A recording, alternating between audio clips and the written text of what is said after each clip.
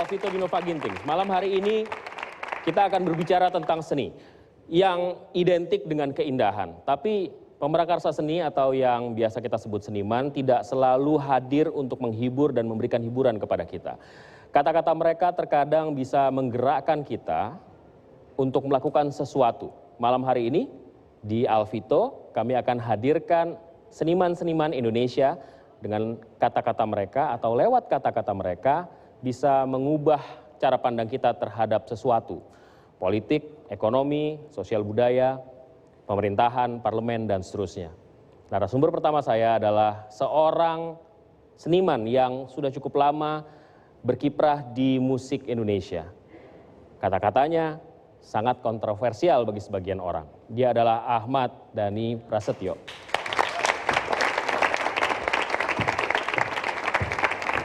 Malam hari ini, celananya yang kontroversial, apa kabar?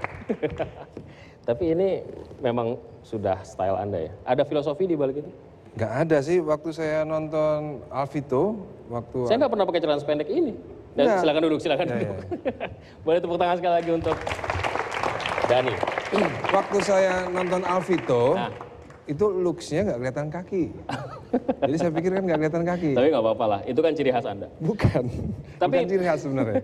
Tapi pertanyaan saya yang pertama adalah, buat Anda sekarang, seberapa banyak orang yang lebih suka kepada Anda ketimbang yang tidak suka kepada Anda menurut kacamata Dhani sendiri? Ya karena karya saya itu banyak yang berkualitas ya. Jadi pasti. Boleh tepuk tangan. Jadi saya harus menerima kenyataan bahwa yang berkualitas itu pasti lebih sedikit daripada yang tidak berkualitas gitu. Oke, tapi pertanyaan saya terkait dengan sikap Anda, visi Anda, pandangan Anda terhadap apa yang terjadi di Indonesia. Anda sadar nggak banyak yang nggak suka juga sama Anda karena Anda dianggap sebagai orang yang kontroversial. Oh sadar banget, sadar banget ya karena kita harus tahu bahwa di dalam agama yang saya yakini itu memang kita selalu berdoa untuk menjadi yang paling sedikit. Sejak kapan Anda tertarik sama politik? Karena 2014 merupakan tahun di mana Anda sangat intens sekali dalam politik. Sebelumnya kan nggak katanya golput sebelumnya. Sebelumnya iya. Kenapa Anda pilih golput waktu itu? Ya karena menurut saya nggak ada yang terlalu menarik lah waktu itu. Hari ini, hari-hari 2014 kemarin itu menarik banget. Kenapa? Ya karena itu tadi saya melihat masyarakat Indonesia ini mulai tidak rasional menurut saya gitu ya, mulai tidak rasional. Seperti banyak teman saya juga mulai nggak rasional. Dan menurut Anda perlu datang. Untuk apa itu? Ya artinya untuk berkiprah di politik. Ya menurut saya perlu menuangkan opini saya. Saya butuh tempat untuk mengeluarkan isi otak saya, pendapat saya dan pemahaman saya tentang segala sesuatu. Ya, tentang segala sesuatu yang menurut katanya orang ada revolusi mental. Tapi ternyata bagaimana ini menjadi revolusi mental ketika ada orang yang disumpah menjadi gubernur 5 tahun tiba-tiba langsung mau jadi presiden. Itu salah menurut Anda? Menurut saya itu salah karena itu menyalahi sumpah. Ya. Menurut saya itu menyalahi sumpahnya karena dia disumpah untuk jadi gubernur 5 tahun. Betul. Ya kan? Kalau pada akhirnya Jokowi dianggap lebih mampu memimpin Indonesia, bukannya lebih baik ketimbang hanya memimpin Jakarta? Saya nggak yakin mampu. Oke. Kenapa? Ya itu feeling aja, insting saya. Insting. Oke. Mari kita bicara tentang Dhani sebagai manusia politik. Anda dulunya bukan menjadi juru kampanye PKB. Tapi kemudian akhirnya Anda berseberangan dengan PKB. Itu menarik. PKB itu termasuk salah satu partai yang getol banget mencalonkan saya jadi Menteri Pariwisata. Oke. Jadi kalau misalnya waktu Dan itu, Anda ada di situ karena komitmen itu. waktu saya ikut kampanye dengan PKB ya. Kalau misalnya waktu itu PKB jadi partai yang ikut presiden yang menang, tentu nama saya ada salah satu calon jadi salah satu menteri gitu. Tapi itu saya tinggalkan. Oke. Gitu. Kenapa? Karena kan belum ada keputusan untuk siapa yang menjadi presiden, Anda kemudian lompat begitu. Ya, kalau saya udah tahu PKB pasti ke Jokowi. Udah tahu banget saya. Kenapa sih Anda punya masalah sekali sepertinya dengan Jokowi? Jokowi itu secara faktual dipilih oleh lebih banyak orang, sampai sekarang hasil surveinya juga menunjukkan tingkat popularitasnya walaupun turun masih di atas 50%. Iya, itu kan karena demokrasi kita yang nggak benar. Demokrasi one man one vote. Itu menurut saya demokrasi yang nggak benar. Jadi menurut saya harusnya DPR yang sekarang ini harusnya merubah itu lagi. One man one vote itu sebenarnya nggak sesuai dengan karakter bangsa Indonesia untuk menjadi digunakan untuk pilpres atau pileg. Harus ada sistem yang lebih dari itu. Keterwakilan misalnya begitu. Nggak harus seperti itu juga. Ya dipikirin lah namanya. Yang ada di pikiran seorang Dhani sebagai maestro di bidang Misalnya nih ya, misalnya orang yang sarjana S1 nilainya 10, vote-nya 10, S2 20, S3 30. Siapa yang kemudian menentukan kualitas itu kemudian? Ya itulah kan kalau orang udah jadi sarjana kan ada kualitas dong, beda dong. Saya punya pegawai 50, ya. Saya punya pegawai 50 nih. Bosnya tetap punya vote 1, pegawai saya punya 50 vote. Itu yang menurut saya nggak fair. Dan ini perlu pemikiran anggota DPR untuk berani merubah one man one vote itu. Kita bukan Amerika gitu. Jangan kita selalu menjadi demokrasi kita harus mirip sama Amerika gitu. Harus berubah. Kita harus menjadi bangsa yang kreatif. Mudah-mudahan nih DPR yang sekarang ini kreatif. Bisa membuat undang-undang yang bagaimana caranya supaya kalau itu terjadi, saya yakin nggak ada yang golput. Tapi sesungguhnya kiprah Anda sebagai juru kampanye di PKB alasannya benar-benar karena itu atau enggak. Kalau saya di PKB karena mereka teman-teman saya aja. Mereka teman-teman saya, memang saya dari awal dekat dengan Nadine, ya kan? Mereka dekat dengan saya nggak banyak dekat dengan partai dan politik. Anda merefer diri Anda sebagai seorang Jadi saya itu bukan orang yang dekat dengan banyak politisi. Jadi sebelumnya saya hanya dekat dengan PKB. Oke. Jadi Kenapa dekat dengan PKB? Karena Anda karena saya dekat dari awal memang dekat dengan Nadine dari awal. Tapi semenjak saya tahu PKB arahnya ke Jokowi, saya keluar, ya ternyata ada manfaatnya juga sih. Saya akhirnya kenal dengan politisi-politisi di partai lain lah. Oke. Gitu. Jadi nggak kuper-kuper amat sekarang. Saya nggak yakin kalau misalnya Anda memang murni sejak awal tidak suka sama Jokowi. Itu memang sudah benar dari awal Anda Jadi gini, jadi saya itu kenal pribadi dengan Pak Jokowi. Pak Jokowi itu orang baik. Saya waktu ke Solo ketemu Pak Jokowi, Pak Jokowi itu dengan sukarela nganterin saya cari barang antik, melihat rumah-rumah tua di Solo. Itu? Tahun 2012 lah. Ya, oke. Sebelum tidak terlalu lama. Ya, terlalu lama. Baik. Di mata saya Pak Jokowi itu orang yang baik. Ya kan? Tapi setelah lama-kelamaan kan saya butuh waktu untuk menilai orang kan.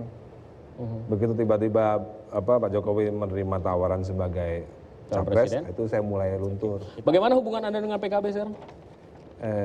Agak ini sih. Agak renggang? Agak renggang sih. Oke. Dan Anda tetap ingin berkiprah sebagai seniman yang punya concern serius di dunia politik? Ya saya cuma hanya bisa bukan menyumbangkan ya, mau urun pemikiran lah gitu, urun pemikiran entah melalui media apa saja ya, dengan saya diundang di Alvito, terima kasih ya kan. Kalau enggak saya mau ngomong sama siapa kan ya kan. Saya cuma mau ini aja gitu loh, menumpahkan isi otak gitu loh. Oke. Tapi kita melihat sebenarnya sosok Dhani sebagai orang yang tertarik di bidang politik, walaupun sejumlah lagu-lagu Anda bicara juga soal perubahan di format masa depan misalnya, tapi kemudian muncul dengan tampilan yang Soekarnois gitu misalnya di album band Anda gitu. Iya. Ahmad Band. Dari situ mulainya Anda merasa perlu untuk menjadi orang yang concern di bidang politik dan punya cita-cita di dunia politik? Masih concern aja sih, masih concern aja gitu. Ya kita kan sebagai bangsa kan tentunya ya nggak boleh diem dong. Ya kan kita kan bukan orang bodoh yang diem aja gitu. Kita kalau punya pemikiran, pendapat ya harus dituangkan. Gitu. Kalau sekarang ini pendapat yang paling atas dalam pikiran Anda, di top of mind Anda itu soal kondisi yang ada sekarang apa? Ya kondisi bangsa ini ya tergantung sama bos-bos ya. Okay. Bos-bos kita nggak bisa ngomong apa-apa karena udah terlanjur milih presiden ya kan. Terus udah terlanjur kisruh, ya mudah-mudahan bisa dibenerin. Ini kayaknya Anda nggak move on nih dari masa pilpres dengan terpilihnya Jokowi, kemudian nggak bisa terima sampai sekarang. Nggak bisa terima. Nggak bisa terima ya. Ya itu pilihan Anda. Kami akan kembali sesaat lagi, tetaplah bersama kami. Baik, kita lanjutkan. Malam hari ini narasumber yang lain kita adalah seorang yang sangat kita kenal sebagai seniman yang vokal terhadap berbagai hal yang terjadi. Dia sempat mendekam dalam tahanan di masa Orde Baru, kemudian mengusung pergerakan untuk dalam waktu itu mengkritisi SBY Budiono dan bahkan berusaha untuk kita akan konfirmasi melengsarkan mereka berdua, dan sampai saat ini di sosial media suaranya tetap keras dan nyaring mengkritisi banyak hal yang terjadi di Indonesia. Ratna Sarumpait. Apa kabar, Kak Ratna? Silahkan. Oke. Itu kan enak salaman. Silakan duduk. Oke. Jadi Anda tuh sebenarnya pernah jadi tahanan politik Ya. waktu di Orde Baru. Ya, Hanya untuk memperjuangkan demokrasi. enggak, supaya Soeharto turun. Supaya ya awalnya demokrasi dan kemudian ujungnya Soeharto turun. Ya, sebenarnya awalnya saya terjun ke politik bukan semata-mata ya. Concern saya itu manusia. Oke. Waktu itu Marsina?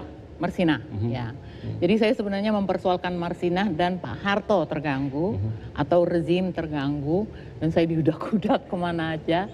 Pertunjukannya dibubarin di 3 kota dan mendatangkan ribuan pasukan anti huru-hara ya. Untuk menangkap Anda. Oh enggak, untuk membubarkan.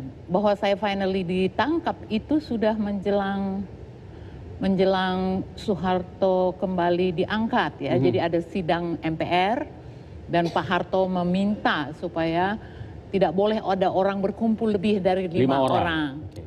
Nah terus saya bilang, Anda kumpulin lebih dari 200 orang waktu itu. gitu. Mari kita lihat gambar ini dulu untuk mengingat kembali masa-masa heroik Ratna Sarumpait. Selesai.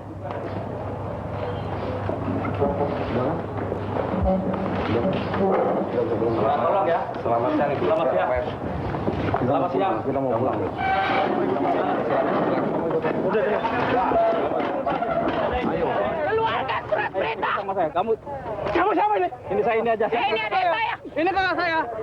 Ini Pi. Ini atas nama undang-undang. Gitu. Saya Kapolres. Surat penguasa perintah. sini saya. Saya boleh diambil tapi minta surat perintah.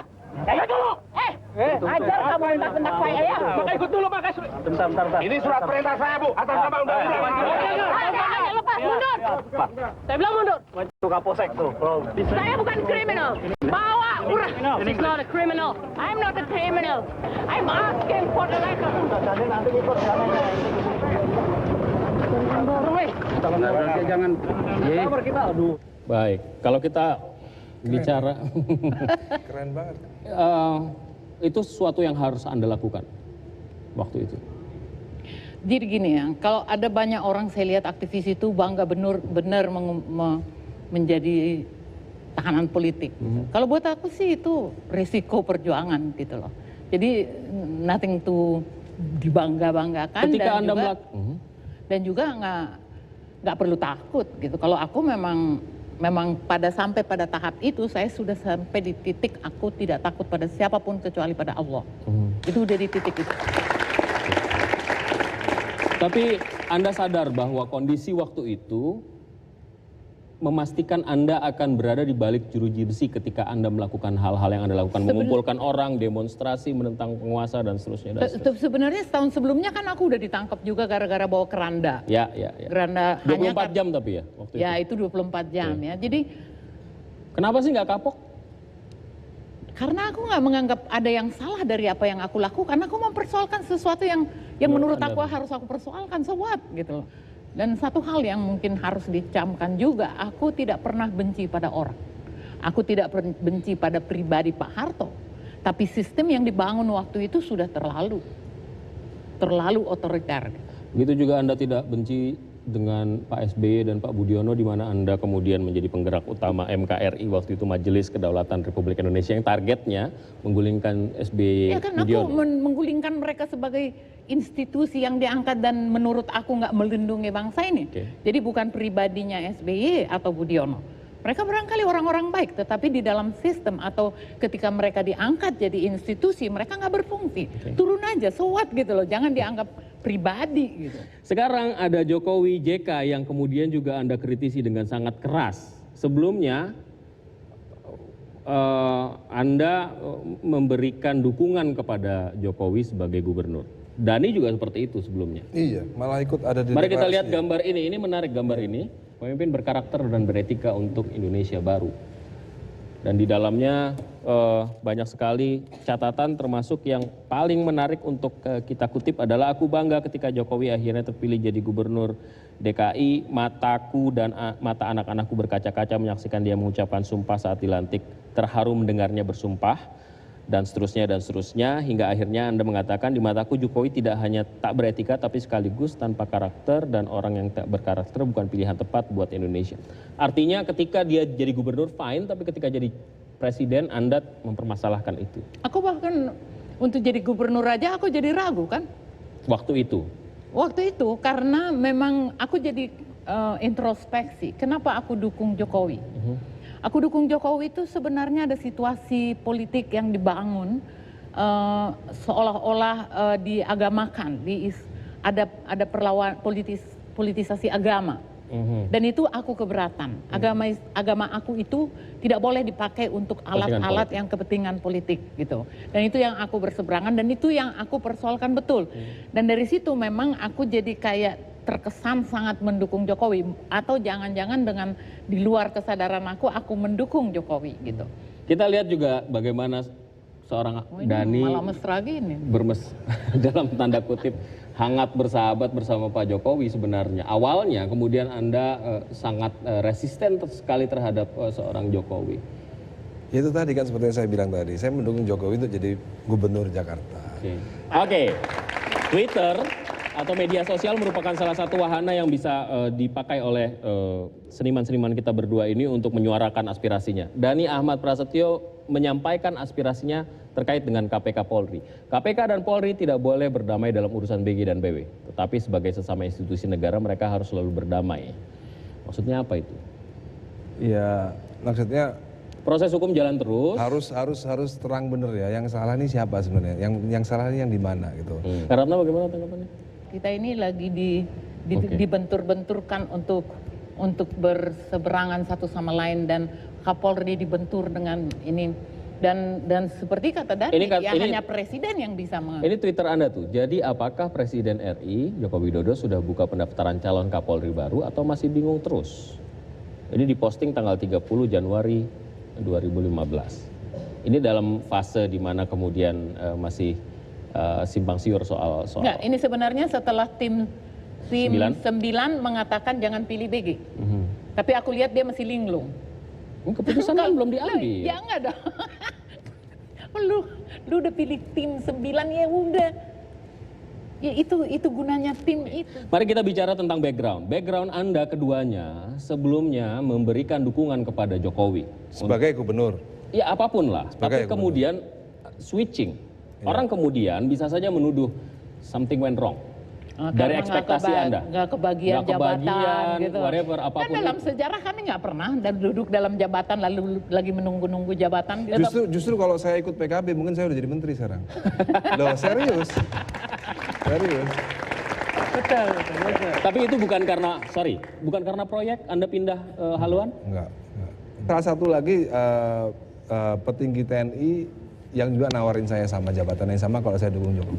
Saya nggak mau sebut namanya ya, tapi saya pernah duduk berdua dan ngomongin itu serius. Karatna juga seperti itu, bukan karena banyak sekali yang kita temui orang-orang yang tadinya sangat mendukung Jokowi belakangan menjadi orang yang sangat kritis terhadap Jokowi. Kalau concern saya sebenarnya sekarang orang mencalonkan diri menjadi gubernur Jakarta, ada situasional di situ. Yang aku lihat tuh Jakarta. Yang penting buat aku dia berbuat nggak. Dia berbuat dan dia akan berbuat lebih baik lagi ketika dia menjadi presiden. Kan idenya kan itu sebenarnya. Sudah ini sekarang kita lagi menonton yang baik itu. 100 hari masih berjalan. Mungkin lebih baik kalau jadi presiden dunia lebih baik lagi. Kami akan kembali sesaat lagi dengan narasumber kami yang lainnya. Tetaplah bersama kami. Kita akan lanjutkan sesungguhnya, kita akan berbicara lebih banyak tentang Indonesia ketimbang hanya presiden kita, karena banyak hal yang bisa kita lakukan tanpa harus selalu balik-balik ke presiden kita. Pak Jaya Suprana, terima kasih sudah bergabung bersama kami. Catatan saya, Pak Jaya Suprana ini termasuk seniman yang tidak terlalu going to the extreme terhadap apa yang terjadi ya, kekuasaan dan lain sebagainya. Anda terlihat lebih harmonis kepada penguasa dan pemerintah di setiap era. Benar nggak itu, Pak? Penilaian saya. Boleh. Kenapa Pak bisa mengambil sikap seperti itu? Ya pertama perlu dikoreksi, saya bukan seniman sebetulnya. Wah, ini seniman di beliau berdua. Iya. Saya itu penjual jamu sebetulnya. Oke. Aku butuh dong jamunya. Ya itu dia. Saya kepengen jualan jamu. Baik. Iya, saya bersahabat sekali dengan Jokowi. Dan saya adalah orang pertama waktu berjumpa beliau. Saya punya semacam itu yang dinamakan indra keenam itu. Ya, waktu saya ketemu SBY pertama pun, waktu masih saya juga bilang, you will be the next president. Ketawa semua, nggak ada yang percaya. Saya waktu ketemu Jokowi wali kota, saya kerasa loh, bukan mendukung, bukan apa loh, saya kerasa. Anda presiden. Oh waktu itu Jokowi sudah ketawa kan, pikirnya Pak saya kan selalu lebay gitu kan. Beliau jadi gubernur, saya kan marah. Kenapa saya suruh jadi presiden kok jadi gubernur? Saya bilang ya, makanya saya nggak setuju dengan beliau waktu itu kok dukung jadi gubernur. Saya datang dia.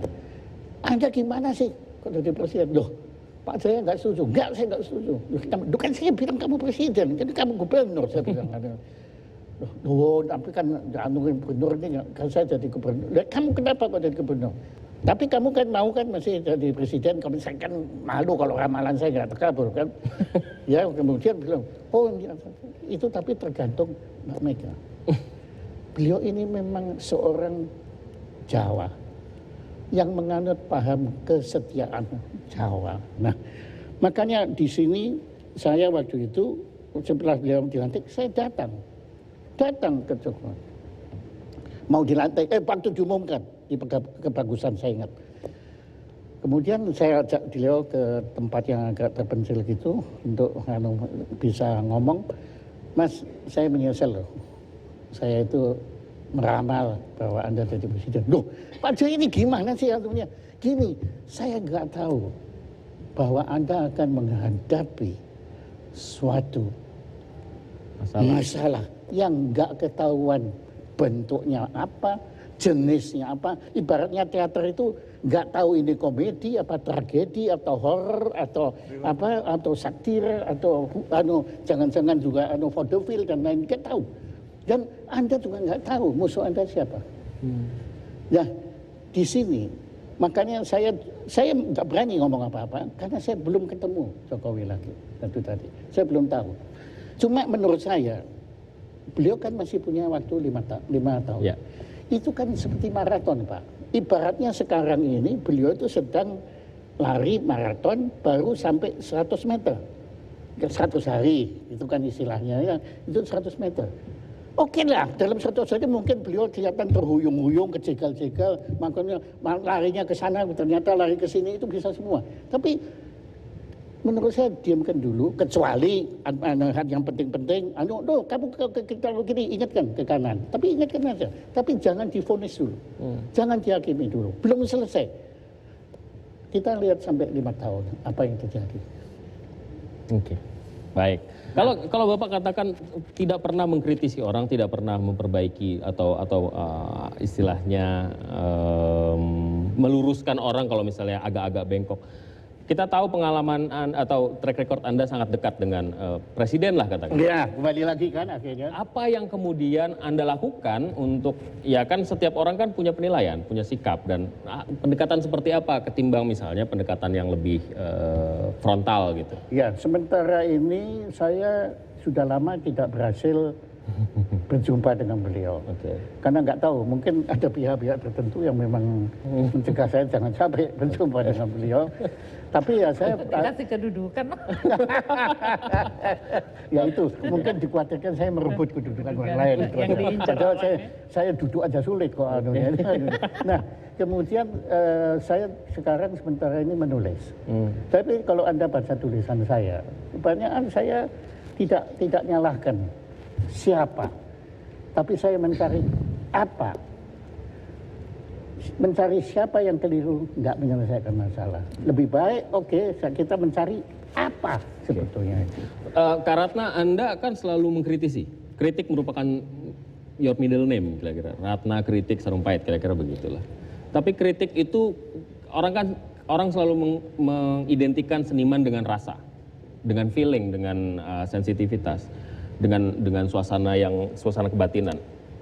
Sementara itu belum tentu tepat gitu, karena kita harus bicara soal data dan fakta kalau misalnya kita bilang itu salah atau itu benar. Oke.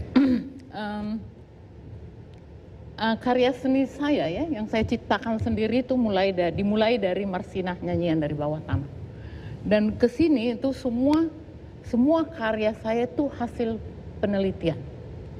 Ada landasan ininya, ada landasan empirisnya. Ya, ada landasan empiris. Makanya mungkin kemarahan Pak Harto karena saya tidak seperti dramawan yang lain yang menyindir. Aku operasi itu saya letakkan Marsinah di atas meja. Siapa yang nembak ini? Kenapa dia mempersoalkan 500 rupiah saja ditembak Rahim? That is me. Kalau kita bicara rasalah yang membuat aku seperti itu. Saya kenal Mbak Ratna lama sekali dan saya betul-betul mengagumi karya beliau. Bedanya satu, beliau dengan saya, beliau berani itu. Ya, saya dan Anda mengapresiasi itu? Oh iya, beliau berani. Beliau memang berani, saya nggak berani kok. Gitu. Boleh nggak saya, ini mumpung dia puji aku, Ya. aku mau puji dia juga. Oh boleh, Ya, boleh. Sebenarnya waktu aku sama-sama Pak Jaya, itu sebenarnya kita mengkritik kok. Dan ada cara kita, cuman memang kita mengingatkan rakyat Indonesia, kita rakyat yang beragam.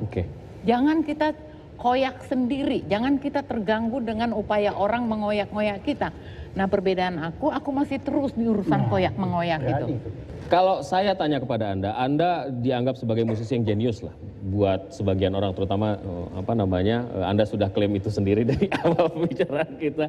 Pertanyaan saya, mungkin nggak gerakan Anda instead of Anda berteriak di Twitter setiap hari dan menimbulkan gelombang bully pro dan kontra terkait dengan statement Anda bikin karya-karya saja, fokus di karya instead of bicara soal yang lain-lain, cinta dan lain sebagainya. Jadi saya mau membuat sebuah pernyataan juga ya, bahwa di dalam agama saya, Islam juga diajarkan bahwa Allah itu adalah hakim tertinggi. Ya. Tapi dalam konteks kita nggak boleh menunjuk orang itu masuk neraka, orang ini kafir, orang ini murtad. Dalam konteks itu hakim adalah Allah yang paling tinggi. Kita nggak boleh menghakimi. Tapi juga ada ayat atau hadis ya, saya lupa ya. Katakanlah kebenaran meskipun kamu harus mati. Ya. Katakanlah kebenaran walaupun harus mati. Kalau kita yakin itu benar, bukan dalam konteks agama atau syariat ya. Syariat Al-Qur'an itu kan tafsir ya. Itu kebenarannya bisa macam-macam. Tapi ada yang namanya hati nurani, ya kan, moralitas dan lain-lain, itu common sense sama. Ketika kita harus menyatakan bahwa itu benar, kita harus katakan itu benar. Salah. Kita harus berani mengatakan meskipun harus mati. Itu ajaran yang diajarkan kepada saya sebagai orang Islam. Jadi saya nggak bisa ngomongin ini di musik. Karena musik terlalu indah untuk dirusak dengan kata-kata yang urusan politik remeh-temeh ini. Jadi kita akan menunggu timeline Ahmad Dhani. Nanti dulu, seolah-olah jadi musik ini beda dengan teater tuh nggak indah. Nggak juga. Teater bisa bagus. Nggak juga. Teater bisa indah. Nanti dulu. Indah itu sebenarnya, ini mudah-mudahan ini masuk ya, aku nggak memaksa Ahmad Dhani. Tetapi buat aku indah itu ketika dia useful. Untuk humanity, untuk keperubahan, dia useful. Sebagai musician, naskah-naskah aku, setiap kali aku mentas semua orang mukanya merah, tegang. Karena aku bawa cermin. Itulah karya aku. Atau mungkin aku nggak mampu menggabungkan sebuah ide politik dan lain-lain dalam sebuah karya. Bilang belum, jangan bilang enggak. Bilang enggak ada. Sebenarnya kesenian itu sendiri, itu sebuah kualitas. Kalau kita udah dikasih Tuhan talenta, we can do it. Soal niat, nawa itu. Baik. Pak Jaya, saya akan lanjutkan ke Anda. Boleh saya tentang sedikit saja? Ya, oke. Tadi Anda kan mengatakan kenapa beliau membuat karya-karya Twitter tadi itu. Kenapa kok tidak membuat karya Twitter? Karya musik.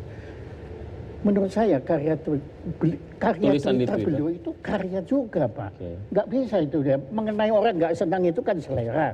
Tapi menurut saya beliau berkarya di situ. Oke, kami akan kembali sesaat lagi, tetaplah bersama kami.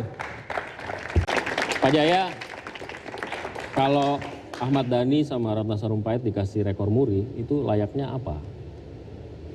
Belum layak. Enggak, murinya enggak sampai. Ini beliau terlalu sudah Terlalu enggak jauh. terjangkau. Ya, Dalam istilahnya apa itu? Paham kelirumologi Indonesia itu apa yang harus diluruskan dalam kekeliruannya? Pertama kita harus cari dulu kekeliruannya. Ya kita kan enggak bisa meluruskan kekeliruan kalau belum ketemu. Dan kekeliruan ini begitu beraneka ragam. Bahkan kadang-kadang bentuknya itu seperti ini ontologis. Ada antara kenyataan dengan penampakan itu beda. Apa yang tampak ini belum tentu kenyataan seperti beliau tadi bilang. Ya kan beliau mengarang cerita itu semua setelah beliau meyakini kenyataannya. Nah, yang penting kita sebelum mengkoreksi atau meluruskan kekeliruan itu kita harus tahu benar kenyataan kekeliruan itu apa. Dan itu harus dicari dulu. Harus dicari dan sebenarnya yang bisa memberi penjelasan adalah Presiden Jokowi. Oke. Indra keenam Anda mengatakan apa? Soal kekeliruan dan lain-lain. Tidak berani, nggak sampai. Oke. Baik. Kalau misalnya deket ini Indra keenamnya mereka jadi menteri apa kira-kira cocok atau Ini, Iya. kalau saya tidak pakai, kalau itu saya pakai andai kata logi. Jadi andai kata Andai kata logi adalah? saya andai kata logi itu ilmu andai kata yang buat if. Kalau saya presiden, saya angkat beliau Jadi apa? wakil presiden. Dani jadi apa Dani? Ya dia maunya apa? Mau menteri urusan perempuan apa urusan apa kebudayaan? Ada urusan perempuan. Nah, dia milih itu ya sudah kasih. Kalau dilawan nanti saya di Twitter sama dia. Karena perjuangan Anda mulai dari tahun 90-an sampai sekarang akan berakhir sebagai orang yang kemudian memperjuangkan itu secara faktual di dalam sistem. Akankah menjadi politisi langsung atau tetap begini saja? Saya nggak mungkin dalam sistem. Tidak mungkin. Nah, saya nggak, itu bukan saya. That is not my character. Kalau aku jadi ada dalam sistem, walaupun aku tahu itu nggak mungkin, aku mau jadi presiden. Akan jadi presiden. Aku mau jadi presiden, tapi aku tahu itu nggak mungkin. Siapa yang mau milih Belum tentu. orang sekeras Six saya? Sense-nya ada nggak Pak jadi presiden? Pak? Minimal kan wakil presiden. Wakil presiden. Aku nggak akan tawar. Jadi, tapi ini ucapan ini adalah untuk mewujudkan apa yang saya mengerti. Ada persoalan dalam Itu yang jadi undang-undang poin dasar Anda, ya? kita. That is our point. Kalau saya Dan itu juga memang- poin gua kenapa aku menganggap ya kalau gua nggak jadi presiden kayaknya ini nggak jadi nih. Tapi aku udah mengatakan tadi aku nggak kepengen jadi presiden. Aku hanya punya kepentingan mengingatkan bangsa ini. If you don't go back to ya, kalau kamu tidak melupakan akar kamu, melupakan sejarah kamu, yang mendirikan bangsa ini bukan orang kayak politisi-politisi sekarang. Mereka itu orang yang pikirannya dibicarakan di seluruh dunia. Iya. Dan mereka menuangkan itu dalam Pancasila dan Undang-Undang Dasar 45. Bangsa ini kualat. Kalau kita tidak perbaiki diri Oke. kita, menoleh. Pak Jaya. Ya, kalau saya memang lebih cenderung beliau tetap di luar. Sebab di dalam pewayangan kan ada yang namanya Punakawan dan ada yang namanya Pandawa kan. Ya, bukan kalau Kurawa tokohnya. Ini Punakawan ini hanya bisa memberi nasihat kepada Pandawa apabila dia tidak menjadi Pandawa. Kan pernah ada lakon Petruk jadi ratu. Jadi tidak karu-karuan ya. Jadi beliau sebaiknya justru tetap di luar supaya beliau bisa. Saya mau ke Dani dulu, Kak. Setelah apa yang terjadi, akan golput atau tetap menjadi pemilih aktif sekarang? Atau bahkan mau masuk sebagai orang yang masuk dalam politik aktif? Gini ya, kebetulan kan saya berharap, saya kan punya teman sekarang baru kan, kalau dulu kan temannya di PKB aja, sekarang punya teman di KMP, di anggota DPR. Ya saya berharap mereka bisa memperbaiki yang namanya Anda nggak mau? merubah one man one vote itu dulu, sistemnya itu dulu dirubah. Karena itu sistem pemilihan yang kita punya itu adalah, jadi gini, misalnya di pasar nih ya, di pasar ada 100 kucing kampung sama 2 kucing anggora atau 20 kucing anggora. Ketika dilakukan pemilihan, yang menang kucing kampungnya ini yang menang. Yang kucing anggoranya pasti kalah dalam hal memilih pemimpin dalam pasar itu. Pertanyaannya kemudian siapa yang punya kuasa, siapa yang punya DPR.